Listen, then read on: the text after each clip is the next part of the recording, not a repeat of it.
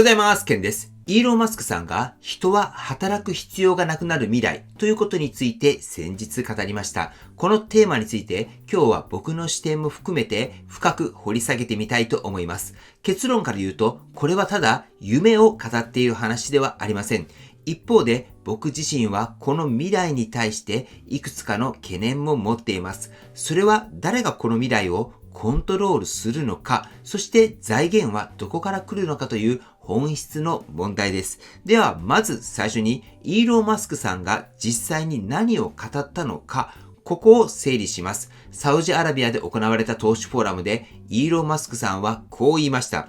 AI と人型ロボットがあらゆる生産活動を担うようになり、人間は生存のために働く必要がなくなる。仕事はスポーツやゲームのようなやりたい人がやるものになる。そしてもう一つ衝撃的な発言がありました。お金は重要ではなくなる。つまり通貨の概念自体が変わり、社会が根本的な構造転換を迎えるという予測です。さらにイーロン・マスクさんはベーシックインカムではなくユニバーサルハイインカム、すべての人が高い生活水準を維持できる所得が必要だと言及しています。これは AI とロボットが生み出す莫大な生産力を社会全体に分配するための新しい仕組みだと説明しています。つまり最低限の生活を支えるだけのベーシックインカムではこの未来のスケールに追いつかないということになります。ただ、ここで僕が強く気になっているのが財源です。AI やロボットが働くこの未来はわかります。では、その生産された富は誰が管理し、どこからユニバーサルハイインカムとして人々に配られるのか、今回の報道記事ではこの本質にはほとんど触れられていませんでした。これは非常に重要なポイントです。では、なぜメディアはこの部分を深掘りしないのでしょうか。それは今の枠組みの延長で考えると答えが出ないからです。つまり国家予算、税収、財政の常識で考えるとユニバーサルハイインカムの財源は絶対に説明できません。今後20年の社会構造を根底から変える技術的前提があるからこそ成り立つ未来像であって、現行の制度の枠組みでは語れないんです。では、イーロン・マスクさんの過去の発言だったり、AI の進化の文脈から財源をどう読み解けるのか、ここが今日の僕の分析ポイントになってきます。大きく分けると財源モデルは3つです。1つ目は AI とロボットが生み出す生産力による超過する富そのもの。2つ目はロボット税や AI 使用税など新しい形の課税。そして3つ目は AI ネットワークのオーナーシップが生む収益の再分配です。まず1つ目の超過する富について、イーロン・マスクさんの描く未来は AI とロボットが人間の代わりに働くことで物とサービスの生産コストが限りなくゼロに近づく世界です。つまり今まで人間が時間と労力をかけて作っていた価値がほぼ無限に生み出される世界。人間が関わらないため限界費用がほぼゼロに近づくのです。この超過する富が社会全体の財源になるというのがイーロン・マスクさんの思想です。そして2つ目のロボット税。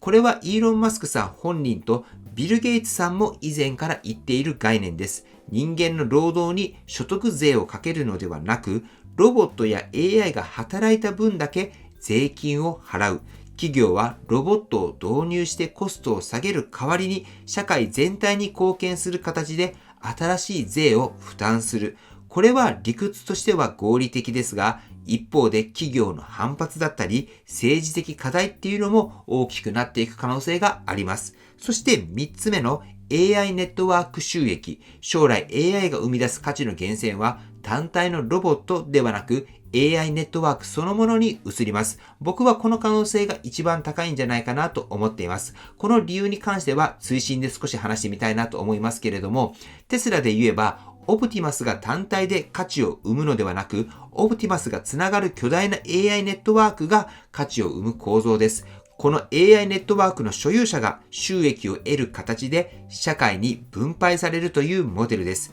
ここで僕が懸念しているのは AI ネットワークがもし企業の独占状態になった場合にその分配構造が極端に偏る可能性もあるということになります。つまりユニバーサルハイインカムの財源についてメディアは触れてはいませんけれども背景にはこうした未来の経済構造が前提になっていると思います。これは今の日本の社会保障の議論とは全く別の次元の話になってきます。では、ここからは僕が抱いている懸念をもう少し深く見てみたいと思いますけれども、一つ目の懸念は移行期の社会的な混乱です。イーロン・マスクさんは10年から20年でこの未来が実現すると話していますが、この移行期間は非常に危険です。人間の仕事が AI に置き換わるスピードに対して人間が新しいスキルを習得するスピードがどうしても追いつけません。つまり職を失う人が短期間で大量に発生します。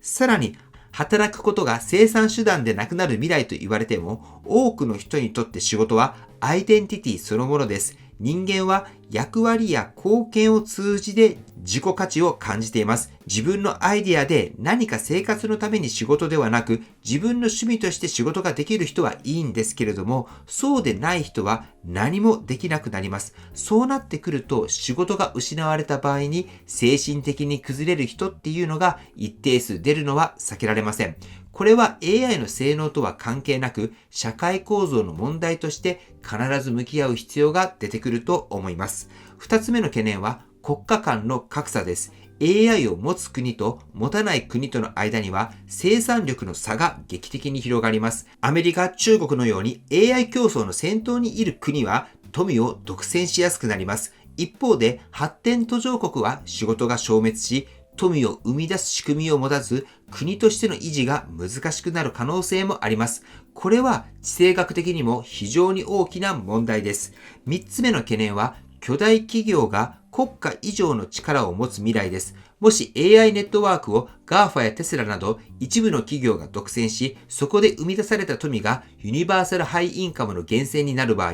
企業が国家を超える存在になる可能性があります。社会保障が企業依存になるということは、その企業の方針が国民生活を直接左右するということになります。これは非常に危険な構造です。そして4つ目の懸念は、日本がこの未来に適応できるのかという点です。日本は高齢化、デジタル化の遅れ、予算の硬直化など問題を抱えています。AI やロボットを社会に導入しやすい環境ではありますが、国家として新しい社会構造を設計するスピードが遅い。理想的には AI 社会の恩恵を最も受けるべき国でありながら、最も遅れを取るリスクがあります。では、この未来の中でテスラはどのような役割を果たすのでしょうか。イーロン・マスクさんが語っている未来は SF ではなくテスラの戦略そのものです。オプティマスの量産が進めばロボットの労働が全産業に広がります。FSD と AI の進化は移動と物流の効率を根本から変えます。テスラは AI、ロボティクス、エネルギーの3つを同時に抱えている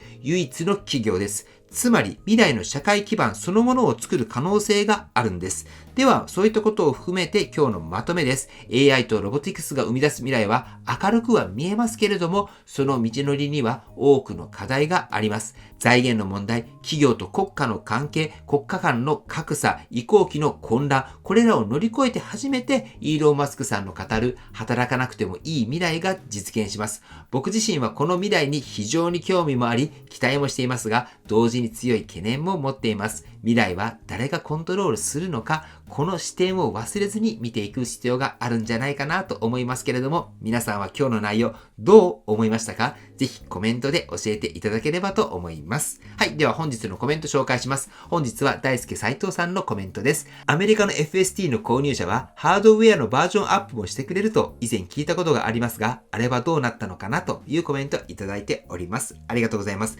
確かに以前イーロン・マスクさんは決算発表か何かの時にハードウェア3の人のバージョンアアップについて触れました。僕もそれは聞いていたのでよく覚えているんですけれども、これはかなりね、期待はしているんですが、全くバージョンアップについての話っていうのは最近出てきていません。唯一言えるのが、ハードウェア3の人に対しては FSD ライトっていうのを作っていくっていう風に言われていましたけれども、この FSD ライトが現状のハードウェア4の FSD と比べてどれぐらい差があるのかっていうのも非常に興味深いところになってきますよね。なので今後僕も含めてそうなんですけれども、ハードウェア3の人たちに対してどのような対応をしてくれるのか、ここはね、少し待ちたいですし、期待もしてみたいなと思います。はい。ではね、最後にテスラの株価チェックしておきましょう。本日は下げておりまして、現在424ドルとなっております。はい。では本日の内容は以上です。今回の動画が参考になったと思われたら、高評価をよろしくお願いします。僕の YouTube は毎日発信しています。僕の YouTube をご覧になってもらえば、テスラの情報はほとんど網羅すると思いますので、チャンネル登録がまだな方はチャンネル登録の方をよろしくお願いいたします。